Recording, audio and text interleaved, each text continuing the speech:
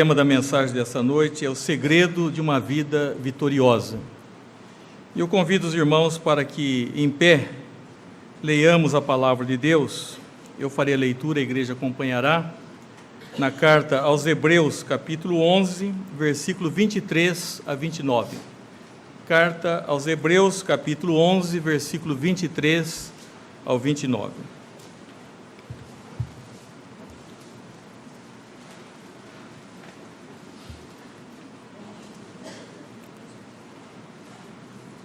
Carta aos Hebreus, capítulo 11, versículo 23 a 29. Pela fé, Moisés, apenas nascido, foi ocultado por seus pais durante 3 meses, porque viram que a criança era formosa. Também não ficaram amedrontados pelo decreto do rei. Pela fé, Moisés, quando já homem feito, recusou ser chamado filho da filha de Faraó, preferindo ser maltratado junto com o povo de Deus, a usufruir prazeres transitórios do pecado. Porquanto considerou o opróbrio de Cristo por maiores riquezas do que os tesouros do Egito, porque contemplava o galardão. Pela fé ele abandonou o Egito, não ficando amedrontado com a cólera do rei, antes permaneceu firme, como quem vê aquele que é invisível. Pela fé celebrou a Páscoa e o derramamento de sangue, para que o exterminador não tocasse nos primogênitos dos israelitas.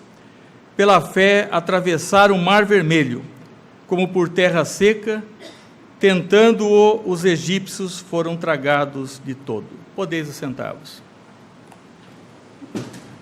Vamos ter uma breve oração. Senhor, eu não posso pregar, e nem será uma pregação, uma proclamação, se não tiver a Tua bênção e a Tua aprovação. Que o que falarmos, Senhor, seja para a edificação do Teu povo e para o despertar das nossas almas. Em nome de Jesus oramos. Amém, Senhor.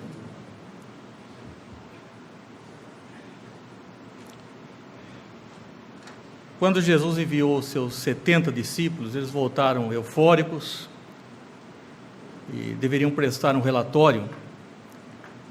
E eles estavam tão alegres, Jesus disse que eles deveriam se alegrar, não por aquele feito extraordinário de que os espíritos se submetessem a eles, mas pelo fato dos nomes deles estarem escritos no livro da vida.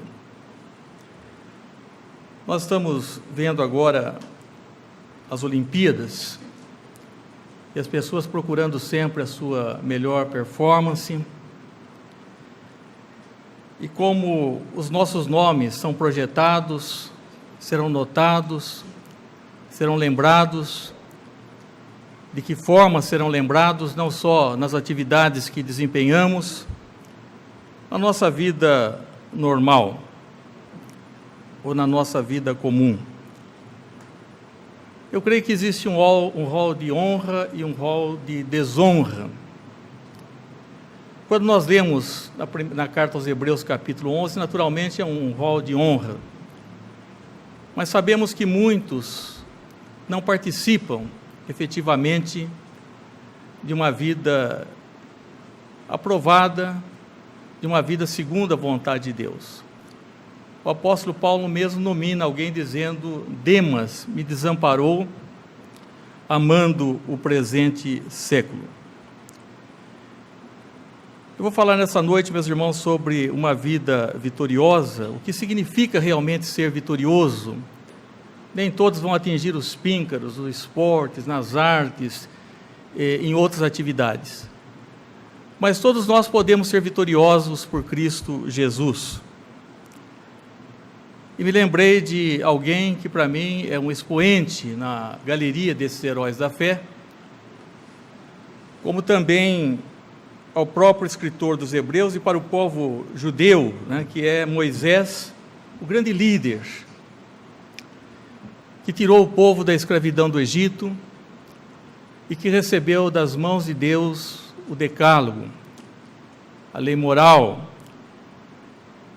E nesse texto que nós vemos aqui algumas coisas que devemos destacar nessa noite.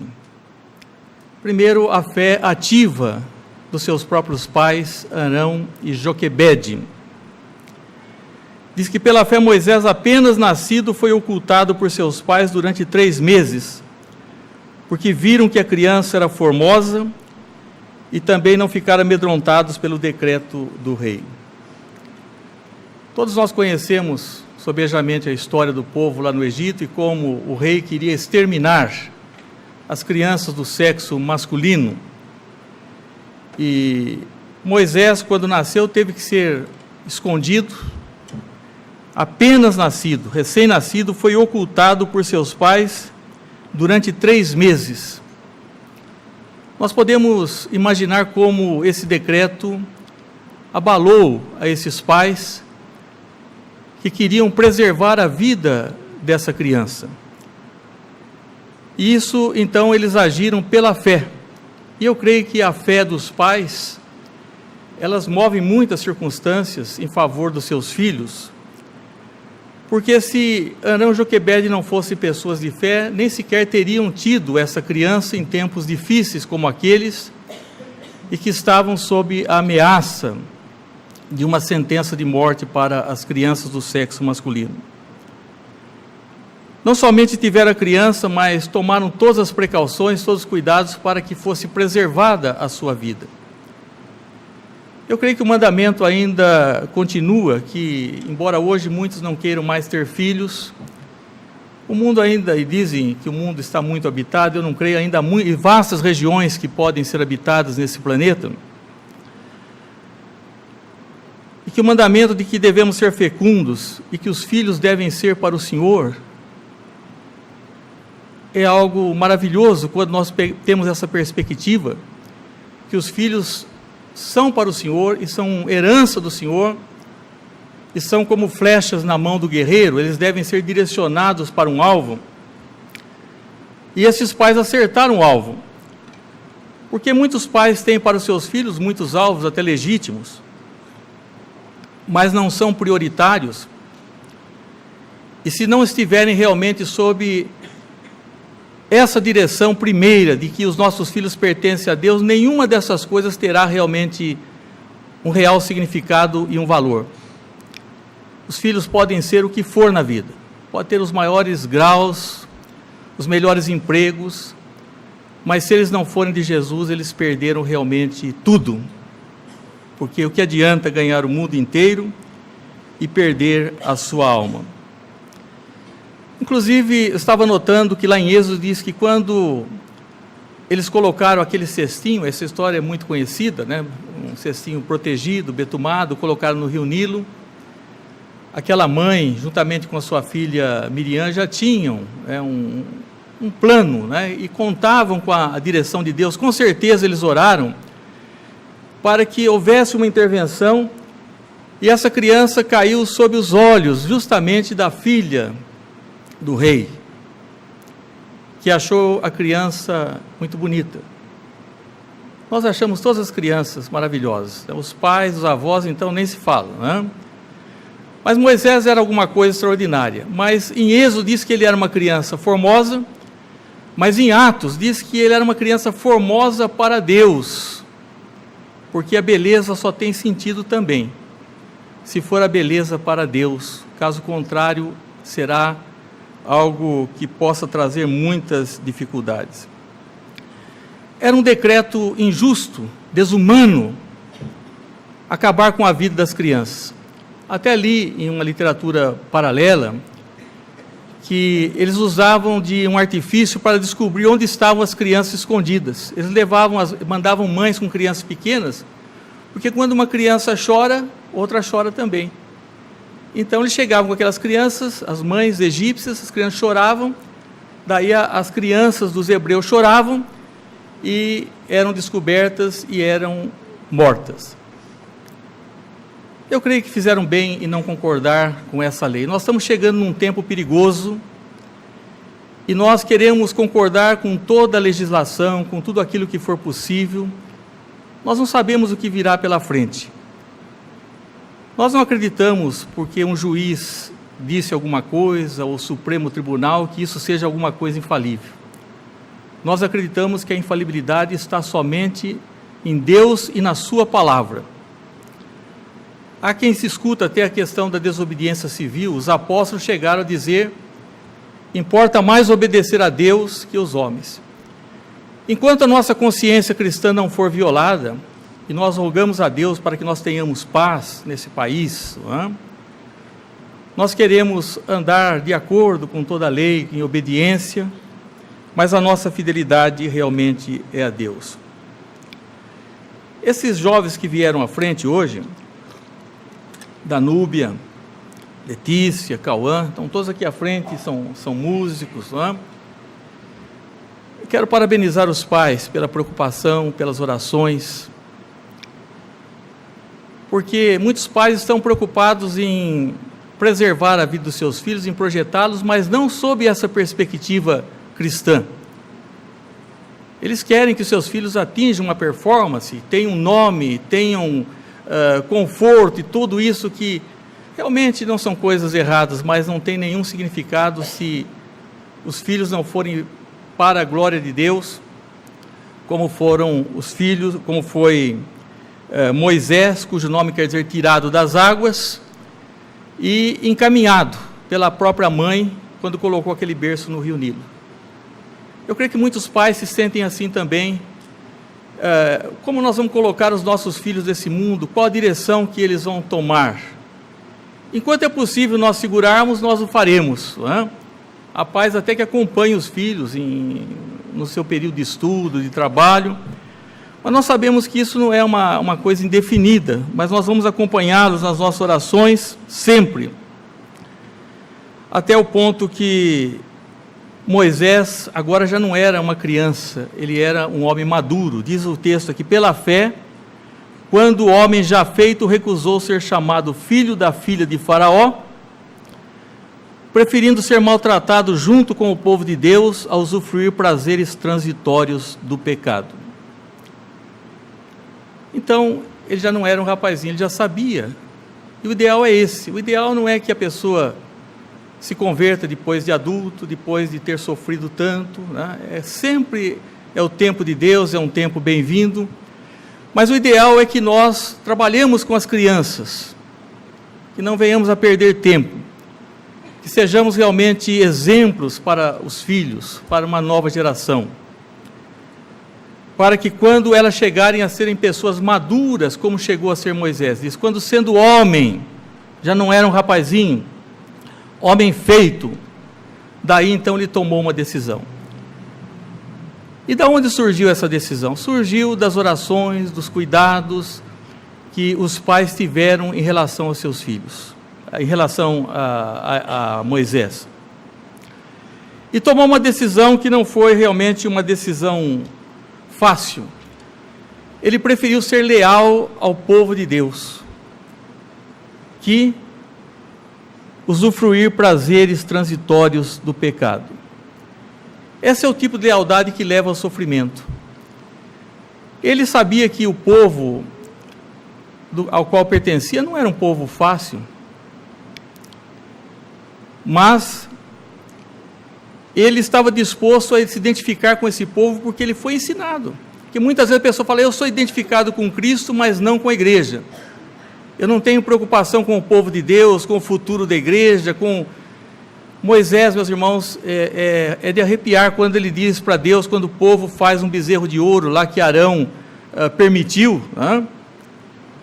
Ele foi pedir perdão a Deus por isso, em propiciação pelo povo, e ele falou a Deus, ou o Senhor perdoa esse povo, ou risca o meu nome do livro da vida. Ou perdoa esse povo, ou risca o meu nome do livro da vida. Então, onde que poderíamos tirar um líder apaixonado pelo povo de Deus, sentindo sobre os seus ombros a responsabilidade, principalmente nos nossos dias em que as pessoas desconhecem o que seja a igreja, o que é uma igreja, o que podemos fazer como igreja que somos, como povo de Deus, na liderança, nos talentos, naquilo que Deus permite que nós façamos. Diz o texto que ele preferiu ser maltratado junto com o povo de Deus a usufruir os prazeres transitórios do pecado. Ninguém gosta de ser maltratado, e muito menos a pessoa como Moisés, que vinha de todo conforto, que havia habitado inclusive o palácio, numa das civilizações mais avançadas daquele tempo, mas ele fez dessa forma, e aí nós vemos como ele aprendeu de uma certa forma, ou isso ilustra, aponta para aquilo que Cristo fez, porque Cristo não veio do céu expulso, Cristo veio do céu como voluntário, e ele amou um povo também, que é um povo que somos nós, que não somos o que deveríamos ser. E é por isso que eu me entristeço quando alguém fala mal da igreja como instituição, dos trabalhos, que não tem respeito pela obra de Deus, porque Deus nos amou quando nós éramos pecadores, e Moisés naquela hora, ele sabia que o povo, ele chegou a Deus e esse povo fez uma coisa terrível, praticou idolatria, que é abominável, mas perdoa esse povo. Nós temos que, ao invés de sermos críticos em relação ao povo de Deus, nós temos que ser intercessores e comandar esse povo de Deus, e fecharmos a nossa boca, olharmos para a nossa própria vida e pedirmos misericórdia. Deus capacitou a Moisés, e os pais dele, eu creio que tiveram essa função, a olhar uma perspectiva maior, né, muito mais à frente, porque ele comparou os prazeres transitórios do pecado, tudo aquilo que ele poderia usufruir. Entretanto, ele falou: eu prefiro sofrer com o povo de Deus, porquanto o opróbrio de Cristo, considerou o opróbrio de Cristo por maiores riquezas do que os tesouros do Egito. O que é o opróbrio? O que é a ignomínia? O que é a vergonha? Ele entendeu que tudo aquilo, aquela humilhação de Cristo, ele via essas coisas, né? Embora lá no Antigo Testamento, eles apenas, assim como nós olhamos para trás, eles olhavam para frente como algo que se realizaria na história, e ele considerou que aquilo que Cristo passaria historicamente, ele preferia acompanhar e sofrer por isso, porque isso era maior do que todos os tesouros do Egito. Qual é o tesouro que está no seu coração, na sua vida, o que é importante para você? Enquanto nós não estivermos apaixonados verdadeiramente por Jesus Cristo, enquanto nós não pudermos dizer como o apóstolo São Paulo: para mim o viver é Cristo, então o nosso tesouro será outro, e a Bíblia diz: onde estiver o vosso tesouro, aí estará também o vosso coração, e Deus quer o nosso coração. E Moisés, ele considerou que o opróbrio, a própria vergonha que Cristo passaria, a ignomínia, seria maior do que toda essa riqueza, e diz: porque contemplava um galardão. Há muitos que já receberam o galardão dos seus tesouros aqui, já receberam aquilo que eles querem em termos monetários, em termos de consideração, em termos daquilo que os homens possam oferecer, mas Moisés disse: não, é preciso primeiro eu enfrentar essa situação que é importante, porque ele contemplava, ele via realmente um galardão. Deus tem uma recompensa, ele tem um galardão para os seus filhos, e nós cremos realmente que Moisés recebeu esse galardão,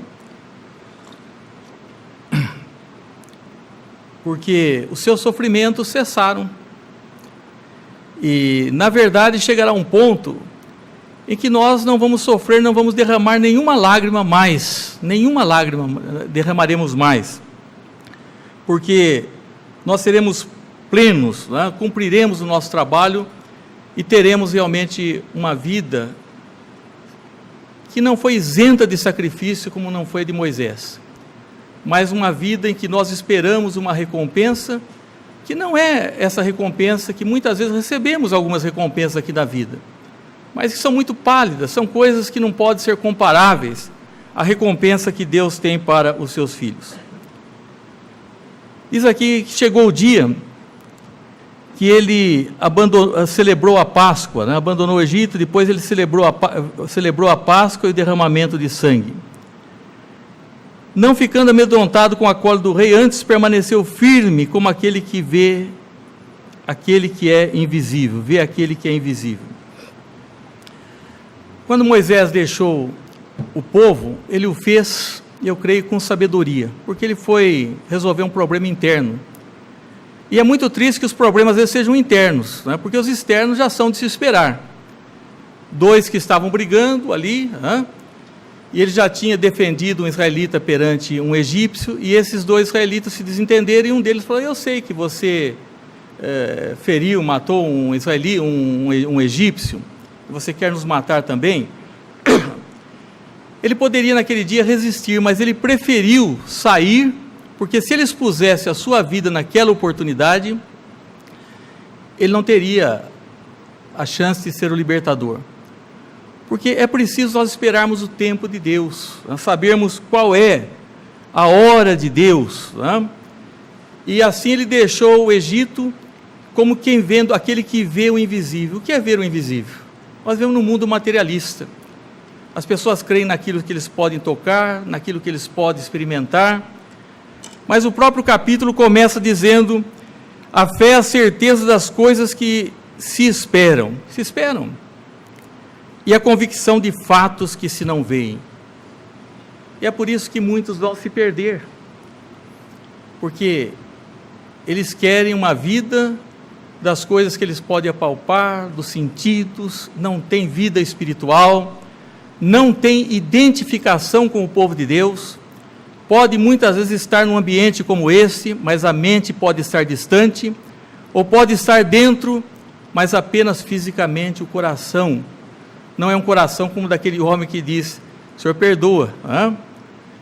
Esses homens tinham uma identificação com as coisas de Deus, como o apóstolo Paulo, que disse: eu prefiro ir para o inferno, desde que os meus irmãos se salvem, seus irmãos judeus.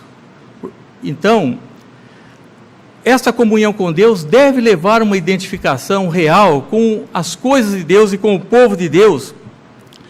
E eu creio que é aí que Moisés encontra o grande objetivo da sua vida, que não é uma vida de egoísmo, mas uma vida dentro, inclusive, dos propósitos de Deus.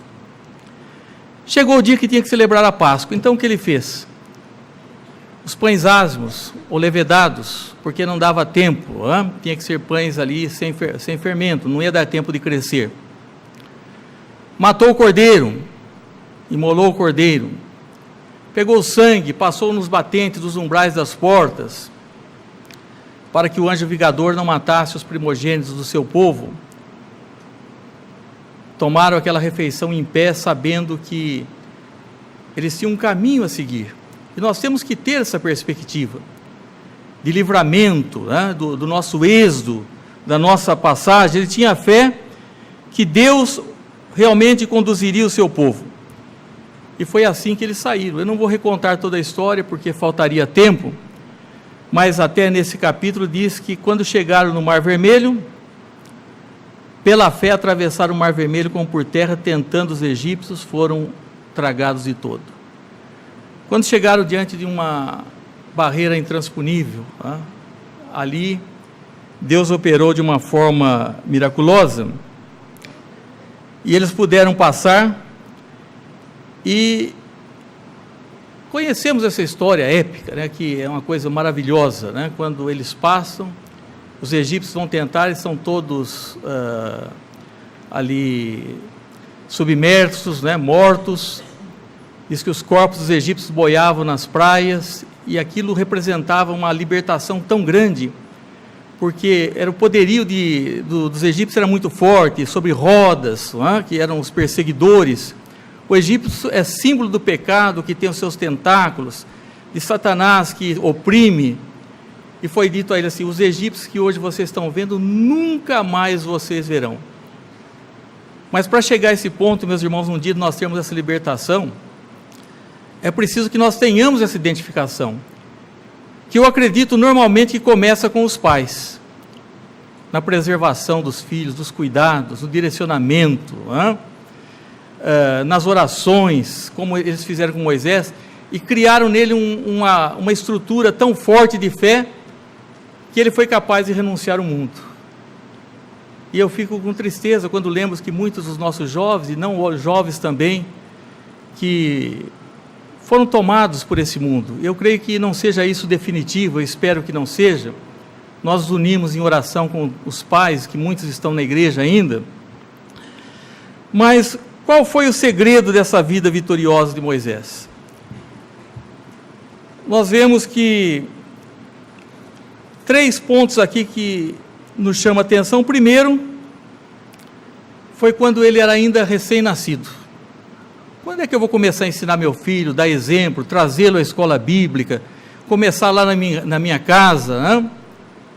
Ele era recém-nascido, mas havia já esse cuidado pela vida e pela fé.